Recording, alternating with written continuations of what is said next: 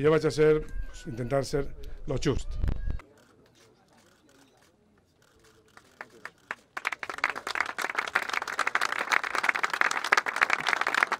El Gobierno de España está haciendo la planificación hidrológica de nuestras cuencas. Y lo estamos comprobando aquí, cómo se está haciendo un estudio de las cuencas de los ríos en la Comunidad Valenciana. Y quiero que sepáis que el Consell va a estar siempre de vuestro lado, defendiendo la llegada del agua, como hemos estado siempre, y sobre todo haciendo que el agua no solo llegue, sino que lo haga en la cantidad suficiente y a un precio asequible para que podamos ser competitivos en nuestros productos.